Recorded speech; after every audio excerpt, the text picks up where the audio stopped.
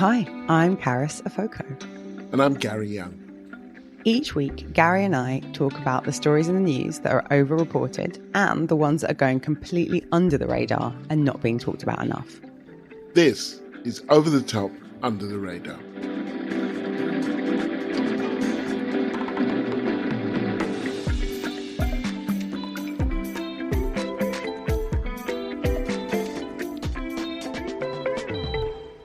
Gary, it's kind of like I feel a bit emotional about this episode. It's our last live summer recording. There will be episodes after this all the way through the summer, but they won't be the same format. We've got some pretty good episodes planned. Next week, we are going to interview Jeremy Corbyn. It's a good one. Stay tuned. It will be dropping in your feed soon. Yeah, we've got interviews with the author and activist Winnie Edo-Lodge, and with the independent candidate, but not independent MP, Faiza Shaheen. And then we will be back in force, rested, tanned. Full force. I mean, I'm staying in London, so I won't be tanned, but you might be tanned.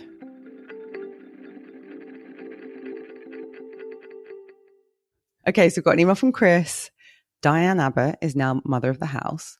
Why is she not a dame for her services to politics, especially when you see some undeserving characters who were given titles recently? Miss Abbott deserves it. And if she rejects it, that's fine. So thanks, Chris. He emailed us at info@overunderpod.com. Gary, what do you reckon? Dame Diane? Well, you know, I have a funny story about damehoods. It does involve what will sound like name dropping, but she was a good friend, Andrea Levy. She was author, wonderful author. Godmother to my daughter. She'd been offered OBE, MBE, turned them all down, you know, empire, imperialism, no thank you. And then at a certain point, they'd said to, I think it was her agent, what will she accept? Like they really wanted to give her something. And I thought when she told me this, she was going to go, you can't buy me, you know, guy, you think I'll go out for this and that? And she said, dame. And I was like, seriously? And she said, yeah, if I'm going out for the best one. I want a dame. If you sell out. Yeah. So she's sell out for a $5. You sell out for the big stuff. I get the question. The truth is that, like, if we think about it, she only just made mother of the house, right? They were going to just get rid of her. They were going to disappear her. I went to her office just a couple of weeks ago and there were boxes everywhere. And she said, well, I didn't know whether I was coming back or not. Now she's a mother of the house. I'm not sure she would go for dame. Yeah, the thing is, it's not, Keir doesn't decide the damehoods. That's the royal family. So like Charles or one of his people could, I just think she's not, I mean, first of all, I'm with Andrea Levy. Dame is a boss title. Yeah, if you're going to sell out to be called a dame. It's just, it sounds great. Dame Carys Afoko. But yeah, I feel like Diane, it would be a co-option, right, of what she represents. Although, yeah, just how with Diane, she surprises us all times. But have I ever told you about a friend and I have named something a Diane? Have I told you what we call a Diane? No. So do you remember when Diane Abbott got in loads of shit for drinking a can of M&S premixed cocktail on the train? Yeah. I.e. the most relatable thing in the world.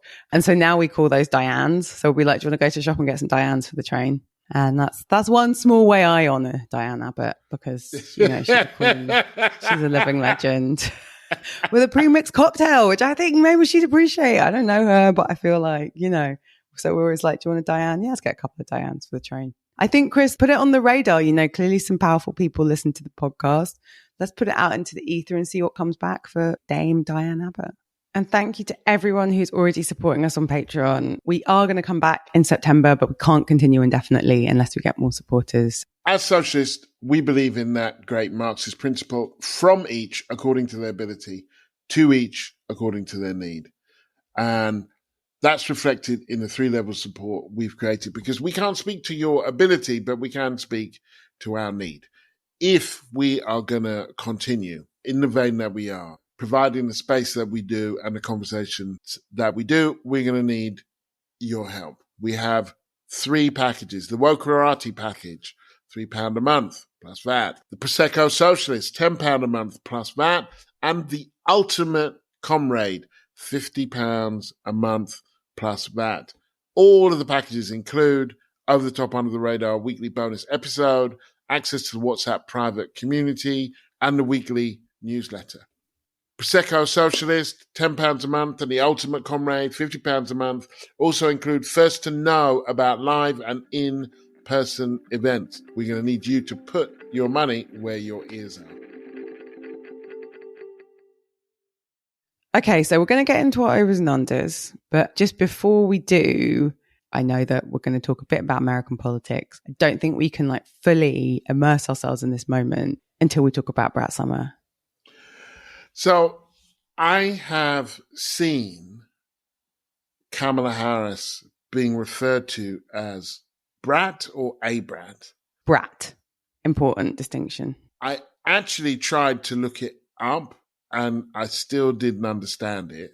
It seemed like it was almost a compliment, although I couldn't really figure it out. So please school me. By the end of this, you're going to understand the iconic tweet from the last week from Charlie XCX that said Kamala is brat. First question, before we dive in, do you know about Hot Girl Summer? No. Sounds like something kind of porny.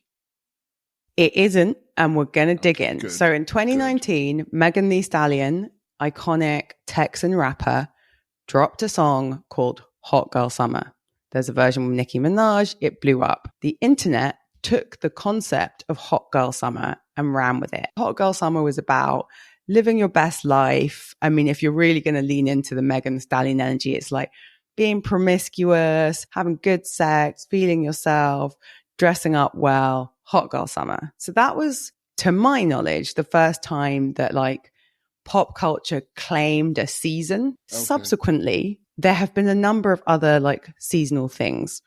I'll give a quick nod to Short King Spring. So Short King Spring was all about dating men who were shorter than you, popularized by Zendaya and Tom Holland, I believe is her slightly shorter boyfriend. As a man who is 5'6", I appreciate that.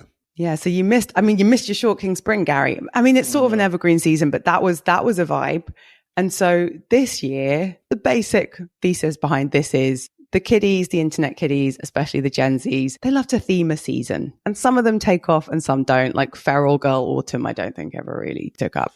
So Charlie XCX is a millennial British pop star, did a song called Fancy you might have heard of. She was on the Barbie soundtrack. And this year, she dropped the album of the summer, which is called Brat. Marketing campaign was very slick, very hype. There was a billboard in Brooklyn that they kept replacing things with. I think she had 5 launch parties. One was in Dalston Superstore. And so the album is good. It's dancey and it's poppy. But Brat is now also an energy. An energy of Brat is messy party girl. What does messy mean there? It's a bit of a reaction to the clean girl aesthetic, which I don't know if it was a season, but it was definitely a mood on the internet, which I'm sure you've seen on Instagram. Clean girls they're perfectly turned out. There's no frizz. Maybe their hair's slicked back in a bun and everything's chic and minimal. So Brat, if Brat were a girl, she'd be in a white vest top, no bra, smoking a cigarette, disposable lighter because she's not organized enough to have a lighter. She likes to party, bit chaotic. And so Brat Summer is that energy, a kind of bit of a hot mess. And it's also a color, a neon green color. So Charlie XCX has claimed a color that's a gross, slimy color, right? So it's a reaction to sort of quiet luxury, chic, beige, everything tasteful. Brat is neon green, chaotic, party vibes. You're having a great time and you don't care. That is Brat Summer. Have I communicated that? You have. That doesn't sound like a compliment to me. So it is, because okay. Charlie XX is cool. The songs are cool. And so now it's suddenly cool to be a bit messy and chaotic. And the moment that it intersected with politics was that Kamala Harris, who I probably will talk about given she is now a candidate to be president of the United States, her team, I think the Twitter handle is Kamala HQ, as soon as she announced and as soon as Biden resigned, they changed the color and the branding of the Twitter page, the X page, to Brat Green. So it was a nod to a social media trend. Then the other thing that happened was loads of kind of subversive marketing. So a group of gay guys on Fire Island had printed green t-shirts being like, Kamala is brat.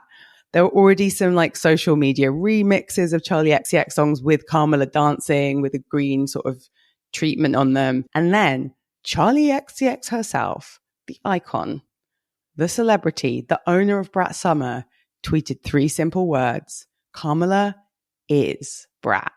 And that is basically a cosign. And it's rare. Most of the time when politicians try and jump on a wave, it's cringe, it's gross, and many times the artist distances themselves. But with those 3 simple words, Charlie XCX basically told Gen Zs to vote for Kamala Harris. I don't understand why she would want to be brat. Do you want Miss Sloppy Braless, representing you on the international scene, getting a bit pissed up, dancing around? I mean, I'm not saying that's who Kamala Harris is, but if that's what brat is, then I don't know. But brat is cool. Brat can contain multitudes, Gary. Brat can be braless, cigarette, bit drunk, but really it's about not caring and about, in a world where especially women are so conformed to be so sleek and manicured and perfect and male gaze. It's just I don't give a fuck. And you could be brat, Gary. You could be brat. Anyone can be brat. It's not just a color, it's a mindset. Yeah. Well, if it's about being sloppy, then I'm all in, food on the shirt that kind of, flies undone, just as general kind of raggedy, little bit pissed. All of those things work very well for me. Yeah. But then I'm not standing for nothing.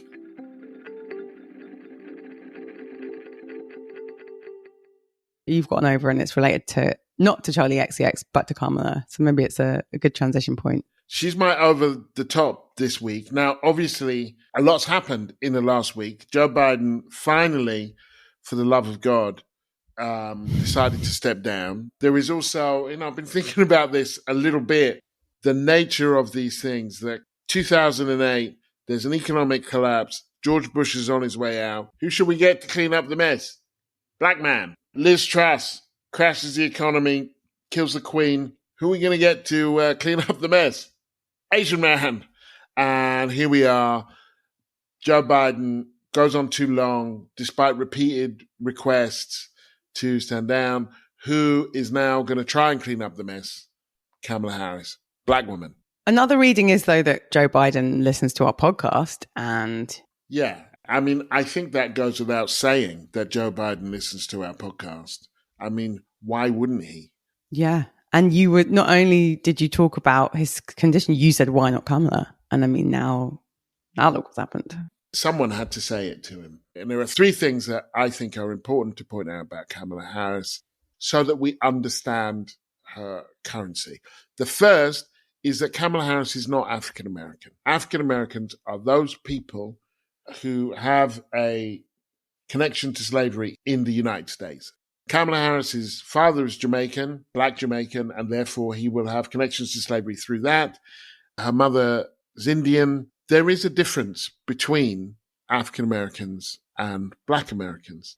And African Americans often feel that new immigrants come in and leapfrog them. And that is also true for, say, Caribbean immigrants or African immigrants who haven't had the history that they have had on the soil. And what we've had now are 2 serious black presidential candidates. There have been other African-American presidential candidates, including Andrew Davis at certain times for the Communist Party, but not viable. Kamala Harris is virtually the nominee. There's only been 2 non-white nominees, and both of them are black. Neither of them are African-American. There's something neat, and we get it here as well as in the US, about being able to tell this immigrant rags to riches story. And there's also something non-threatening about it, right? My family came here and they made it and I made it. And that tells you something amazing about this country. Whereas my family were forcibly brought here and they were brutally raped and terrorized and denied their rights. And then when they finally had a modicum of equality, you zoned them into poor parts of the country and made it really hard for them to get jobs or apartments. And we live with that intergenerational trauma today. I guess it's just a bit more threatening, isn't it? Well, that's it. African-American story to a lot of white Americans is a bit of a downer. It's not our job. It's not black people's job to make white people feel good. But if you want their votes, then you at least can't make them feel bad. Whereas if you can access a migrant history, then you can tie your experience to other Americans, because they're all immigrants, apart from the Native Americans who, God knows when they'll get president. You can talk about the immigrant history, which, you know, they all love. So Kamala Harris is not an African American. She's also, there was a call went out, and I think this is kind of sad and funny, from Republican leaders warning people not to be racist towards her. And they've been calling her a DEI hire. And there's just a weird thing, because we've all been called, I'm sure you have, I have, throughout my career. Well, you only got that because you were black. And I always say to white people who say that, well, because it's only white people who ever say that. So why did you get your job, do you think? Because underpinning that accusation is that black people could never be qualified for anything, and that white people are naturally qualified for anything. If you fail, it's because you're useless. And if you succeed, it's because you're useless and they promoted you anyway. Yeah, that sort of thing. It's just like, it's so provably wrong and just says so much about a lot of white people's mindset. It's also a fucking trap. It's the route to a permanent imposter syndrome, because you can never have enough acolytes. You can never have enough letters for racists to believe that you got anything on merit. And actually, Faiza Shaheen, who you'll hear an interview with in August, did a show with David Harewood for the BBC called Britain's First Black Prime Minister. Basically, the concept was to use economic modelling to work out how long it would take for us to get a black prime minister.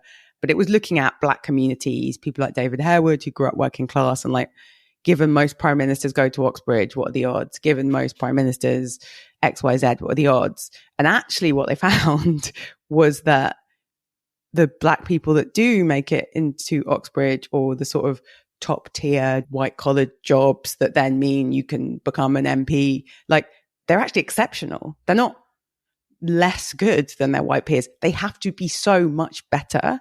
So she's not a DEI hire. She is perfectly qualified for the job. The third thing is she's not a lefty. I want her to win because she's up against Donald Trump.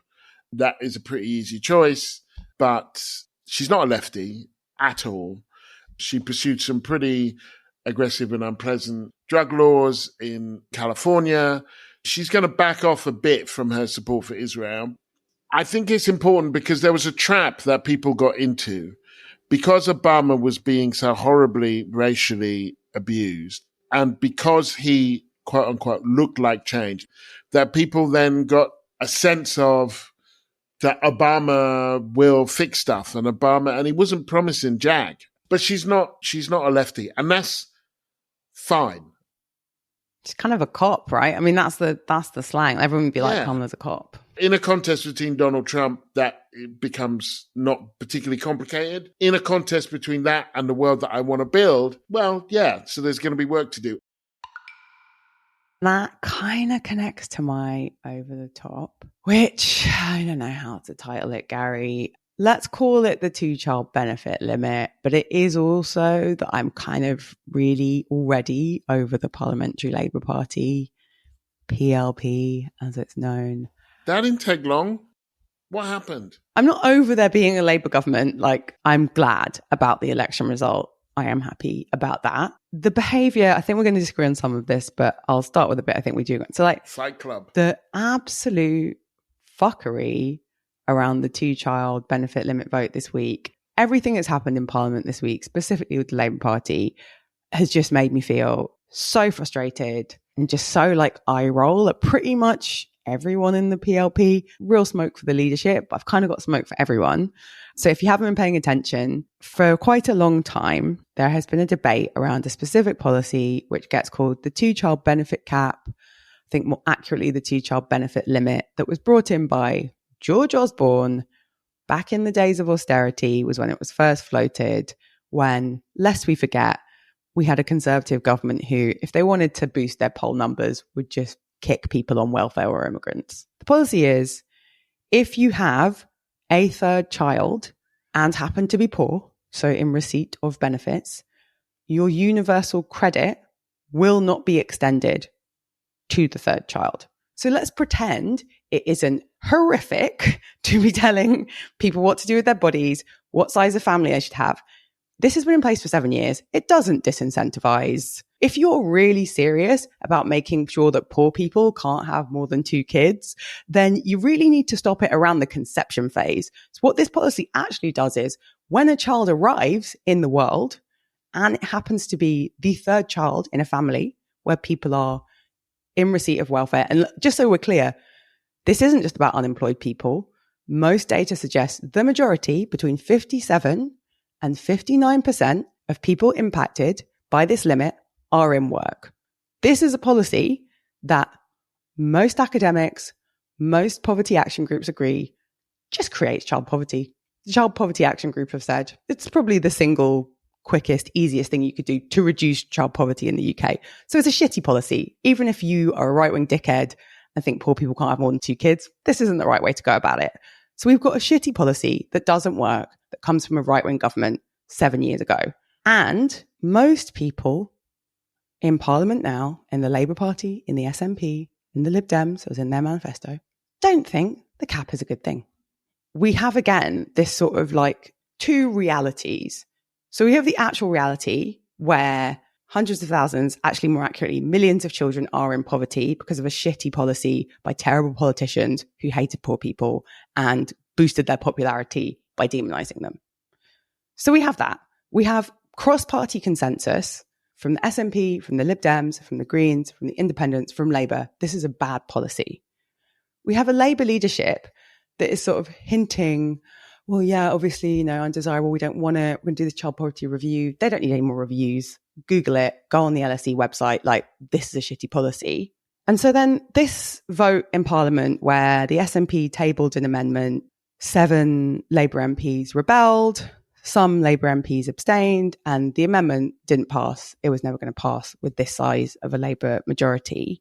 So we have this parliamentary theatre, which is bullshit and everyone involved is bullshit, about an issue that everyone with power agrees is pretty clean cut. So it doesn't become about like children in poverty, disproportionately like people in single parent families. Again, over 50% of people impacted in single parent families, over 50% of people impacted have at least an adult in work. So like, rather than actually talking about getting rid of this, we get this theatrical vote where Keir Starmer is tough on the left yet again.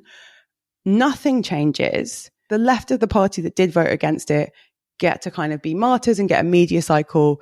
Keir Starmer gets to brief that he's like super tough and a disciplinarian when actually he's just like weak and a sore winner and like embarrassing. Nothing changes for the children who are living in poverty, whose parents are going to food banks, and there's no timeline for it. And everyone has conducted themselves appallingly. A 7-vote rebellion, that's not good enough. Either but make the rebellion bigger. You can't blame the people who actually rebelled, can you?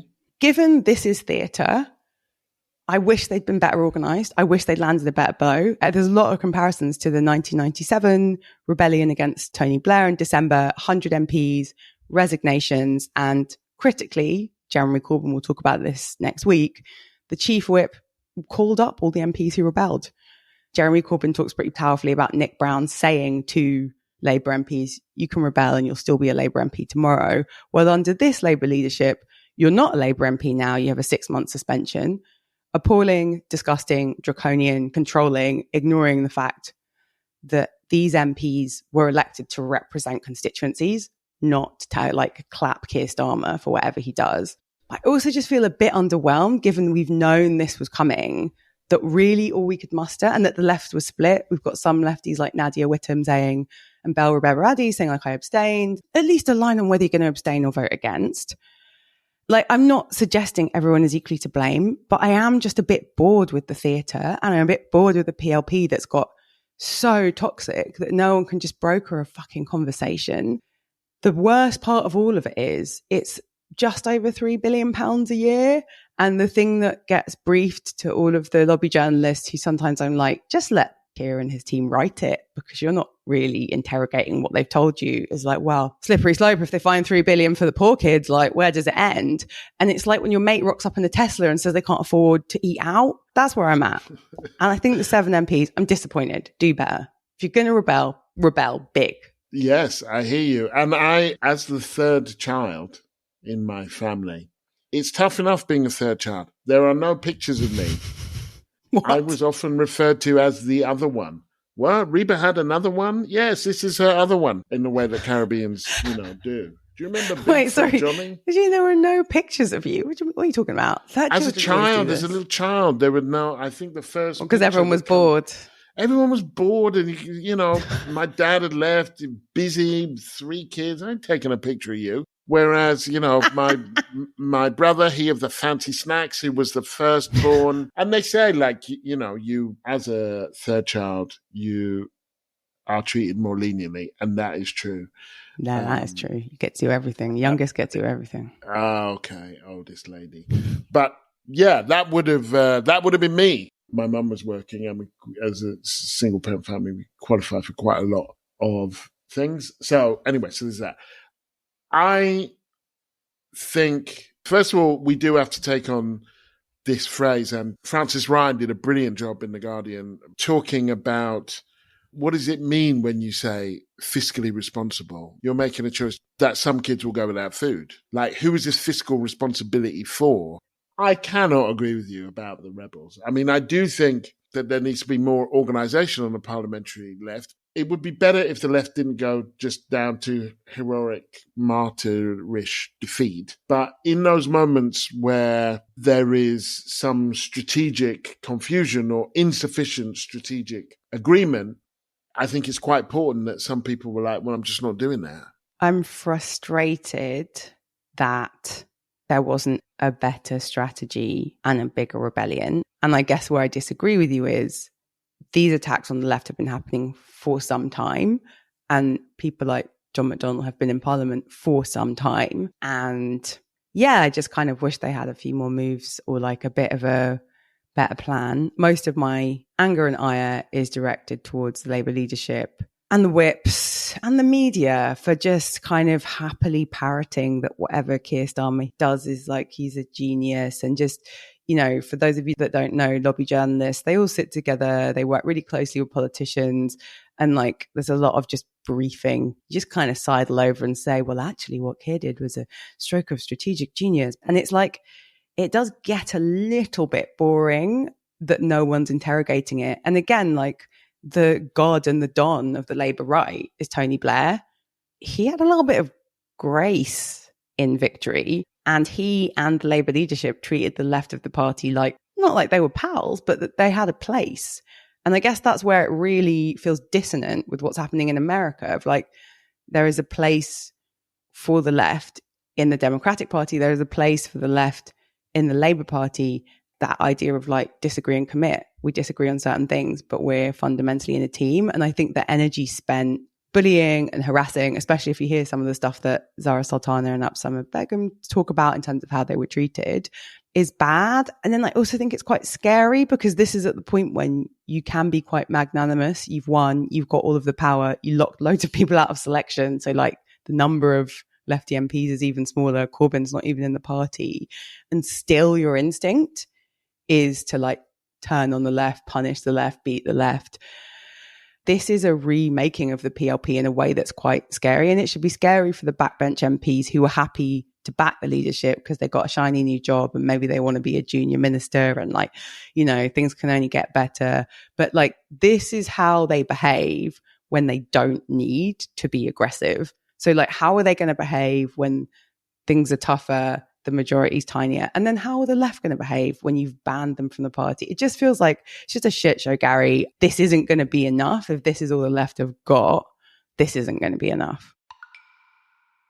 So my under is Hare Hills, the confrontations that took place in Hare Hills. Now, at a certain point, this might have been an over. I saw it come up on my feed. There's rioting in Hare Hills, which is an area of Leeds. So what happened in Hare Hills, as it transpires, is that a family of Roma, the children had been taken from their parents to stay with extended family in this area of Leeds. Then there was a tip-off, don't know who from, that the children would then violating a court order, the children were then going to be taken abroad. And so social services came in to stop that from happening. Now, what I'm not going to do is comment on the specific nature of that situation, because I don't know whether the children are in danger of being taken away. I don't know what their circumstances were. Child protection is important, and that it wouldn't be helpful to just start running your mouth about some people lying and other people, and other people telling the truth and all the rest of it. So I'm not going to talk about a specific case, but we can talk in general. And there are a few things to say. The first, because the reason it fell out was because there was an assumption originally that it was intercommunal violence, Muslims, different ethnic groups, certainly Muslim involvement.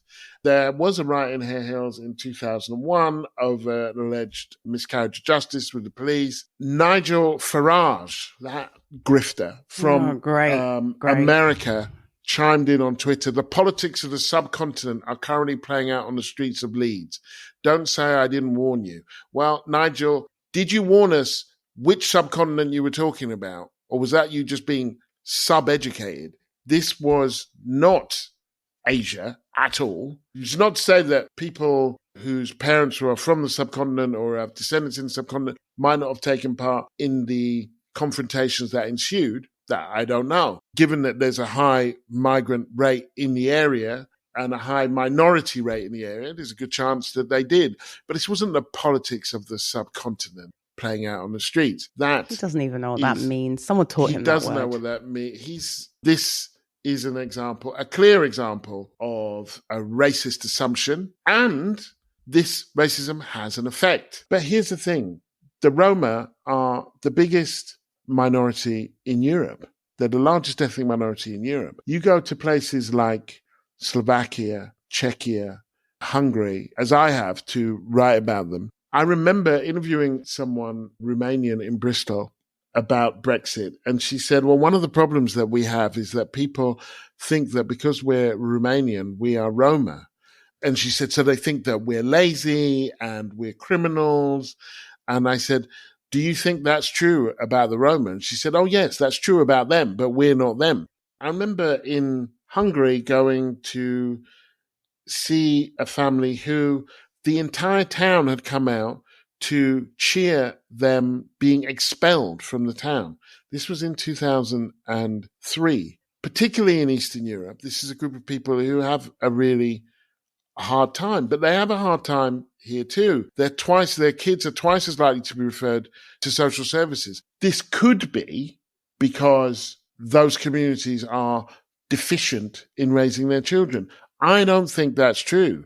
Bearing in mind that they're poorer, and so it's not that poorer people are deficient in raising their children, but that the poorer you are, the harder it will be to raise your children in society that we have, particularly when you have a government and a policy like the 2-child cap that we were mentioning before. But as a child, my mother was referred to social services with a suggestion that we be taken away because my eldest brother, he of the fancy snacks, used to push me in a wheelchair to my childminder.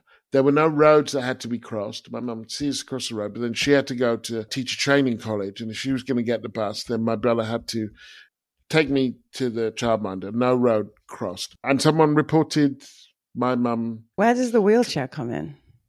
Well, because I was like 1 or 2. Okay, in lieu of a pushchair. I got it. Yes. I'm glad you brought it up. As someone who saw the social media, like the very striking images of burning buses and flipped police cars, I think it was a local councillor who was not white talking. And yet it's like that sort of coded part of your brain.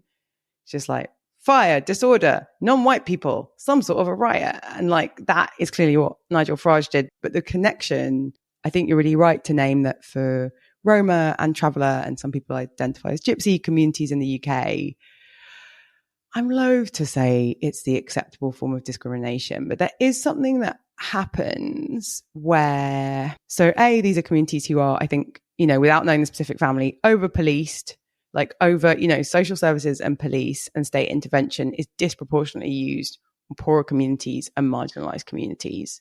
There is certainly no higher instance of something like domestic violence. It cuts across class, but like certain communities are seen as problems for the state to solve. And then, I do also think there's this thing where there hasn't been, I've certainly had to call friends up on like really sketchy comments made about people who were Roma or travellers who I would consider to have like otherwise good politics. I used to live near a traveller community, and there was this sort of segregation of, there was a pub that was like the traveller pub that we didn't go into, which I think was just being respectful of, people having space. Has since gentrified. And then there was a hipster pub, which, shock horror, I drank at. And there was a time when a group of travellers came into that pub and basically from jump, it was a matter of time until the police were called or they were asked to leave. As far as I could tell, I wasn't following the situation closely or filming on my camera phone. Shout out to those classy people. There was a sense of like, you don't belong here and you're going to do something wrong. So we're going to call the police even before that happens, because like you shouldn't be here. And it was such as someone who is very grateful to people with my identity who came before me, who campaigned against colour bars and made it so that in a lot of spaces in the UK, I can walk in and maybe not always feel welcome, but feel I have a right to be there. I couldn't think of another community who would be so quickly driven out of that pub. And also that weirdness of like all the crap that's in our brains from all the prejudices that we absorb from the media and from politicians, that it's like, riot. Okay, black or brown people. Oh, travellers. Oh, and then there's no more curiosity because, well, that's what those people do, right? Well, or I think there's a weird thing. Rioting is kind of somewhat off-brand for the way in which the bigotry that's assigned to them, which is why I think it didn't get any traction. It was like, oh, weird, Roma. Well, what are we going to do with that? If it's Muslims, we can go to Western values and integration and this and the other. And if it's black people, well, and talk about police like and policing and fried chicken and there's no parents. But what are we going to do with it? Is we want to do anything with it. My under the radar, I didn't think this would be an under the radar, but I feel like it is at the moment, is the Tory leadership contest.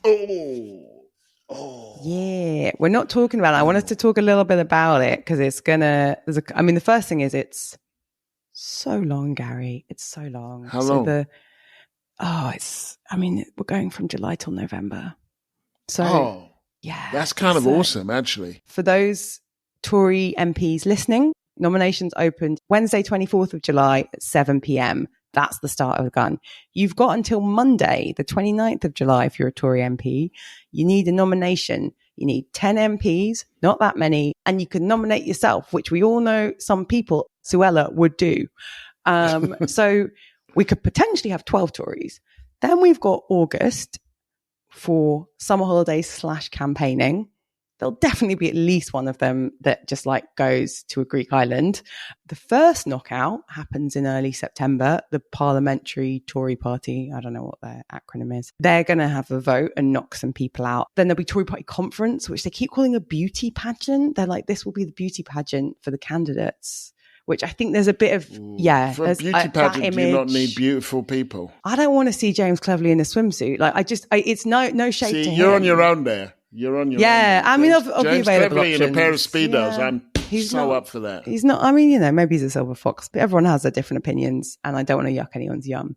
So then we've got the beauty contest of Tory Party Conference. And then you'd be like, okay, well, you'll pick then. No. Then the Parliamentary Party will whittle it down to 2 and the ballots will finally close on the 31st of October and the new leader will be announced on the 2nd of November. Part 2. This means Rishi Sunak, who, let's all be real, when he was like, I will stay on and serve, was thinking like, I'll do the summer and then I'll piss off back to California. The visa's still good. Get the girls into school. So Rishi's going to be here till November. No one wants that. He's doing this weird like divorced dad thing in Parliament where he makes all these sort of odd jokes. Like at PMQs, he did this weird self-deprecating joke about Olympic team and he's a loser. Like it's getting a bit sad and weird. And now I'm like, I don't feel sorry for him, but I'm a bit like, are you okay? And also like, you can't do a gag about losing the election until November. There aren't that many gags and you're not that funny. So there's that, more Rishi, more Tories. No one wants that. And then the low threshold, 12 MP, you're going to get all the wacky racist people out. And to get attention, they're going to say wild things, Gary, and I'm going to have to hear them.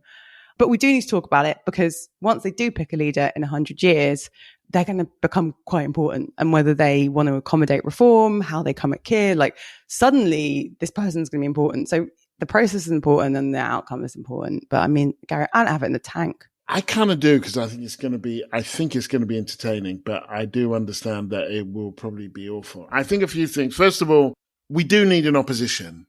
There does need to be an opposition. I'd rather that it wasn't them, but they are the second largest party. So the second thing is, who would want that job? I mean, that, you're herding cats there. On a more lighthearted note, I'm wondering if we couldn't do it like Big Brother or some kind of reality thing, I'm a Celebrity. I mean, they all do I'm a Celebrity anyway when they feel like the coffers are empty. Yeah, I like it. Put them in a house. What about we use the Love Island villa? That'll be going to spare soon. Whack them all in. Summer of love. See, I just threw up in my mouth a little bit then when you said that.